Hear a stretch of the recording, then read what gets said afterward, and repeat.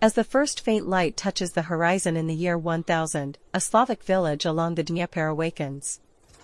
Wooden huts with thick thatched roofs stand silent in the mist. Smoke rises slowly from every hearth, carrying the scent of burning pine into the cold air.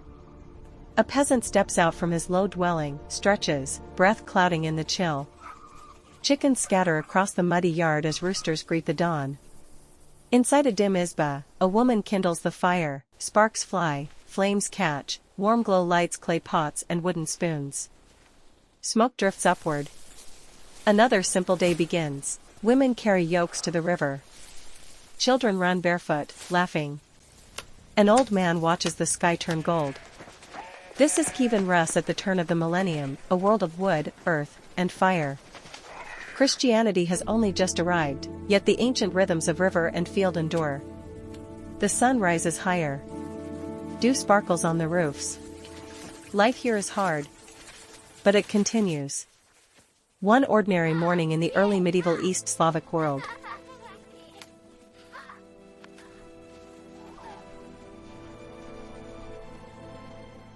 The sun climbs higher, and the real work of the day begins. In the fields outside the village, men guide wooden plows pulled by lean oxen. The iron-tipped share bites into the dark earth, turning heavy clods.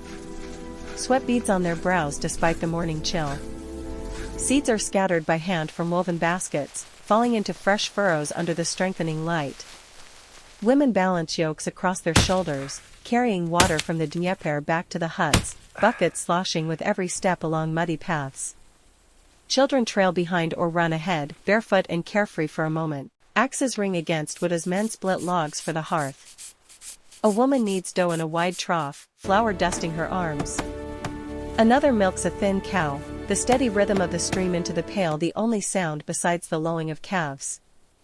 Everywhere hands are busy, sharpening sickles by the river, mending fences of woven branches, herding sheep to new pasture.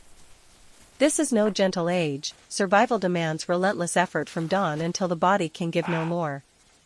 In Kievan Rus of the year 1000, the land is worked by muscle and will alone. The river flows on, the fields wait for rain, and the people bend to the endless cycle of labor.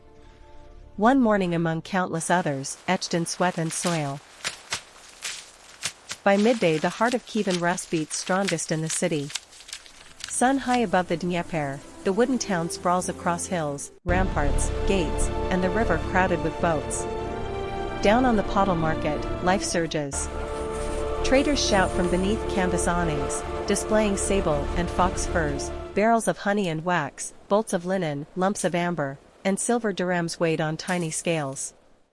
Voices rise in bargaining, coins change hands, the air thick with smoke, spices, and the lowing of oxen.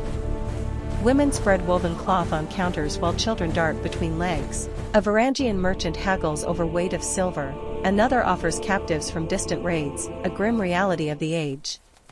Prince Vladimir's druzhina moves through the crowd in chain mail and conical helmets, round shields slung across backs, eyes sharp for trouble. Order holds under their watch. Nearby, in one of the first small wooden churches, candles flicker before icons. Kneeling figures, peasant and warrior alike, murmur prayers in the new faith that has only recently washed over these lands. The day turns toward afternoon. Boats unload more goods at the wharves. The market hums on, trade routes from Byzantium, the north, and the steppe converge here. In this bustling center of the East Slavic world, wealth, power, and faith meet under one sun. A single vibrant day in the city that would one day become Kiev. As the sun dips lower, the rhythm slows. Families return to their izbas, weary from field and market. Inside the dim, smoke-scented rooms, the midday meal is shared around a low wooden table. Porridge of millet or barley steams in clay bowls, dark rye bread is broken by hand, salted fish or dried meat provides protein, a drizzle of honey sweetens the simple fare. Wooden spoons dip in silence or quiet talk.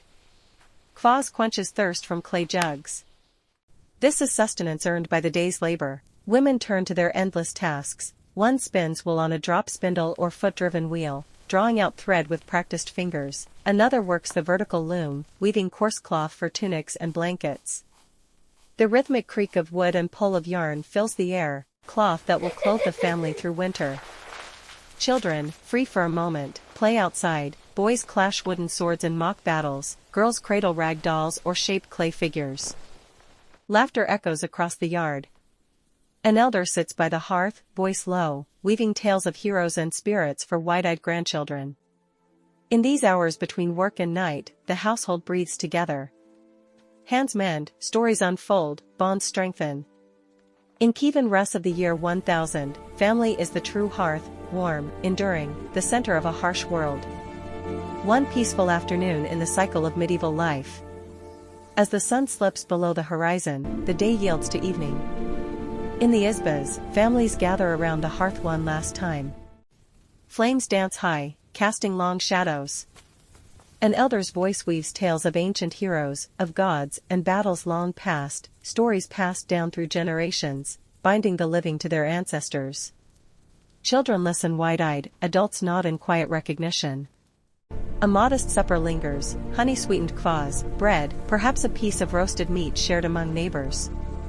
Outside, the watch begins. Warriors in chain-mail patrol the palisade, torches flickering against the gathering dark.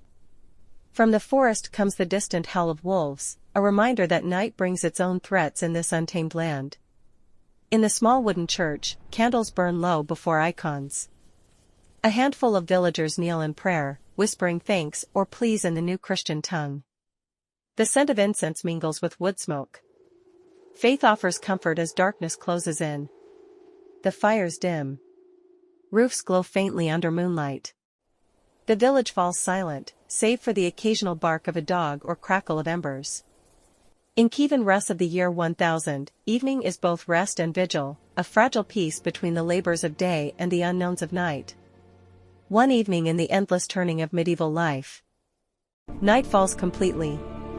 The village sleeps under a vast, unspoiled sky.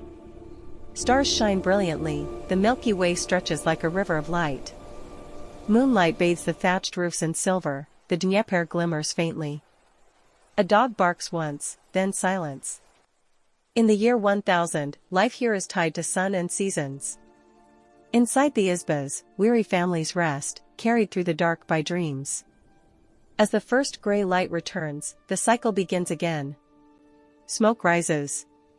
Hands grasp tools. The land calls. One ordinary day in Kievan Rus,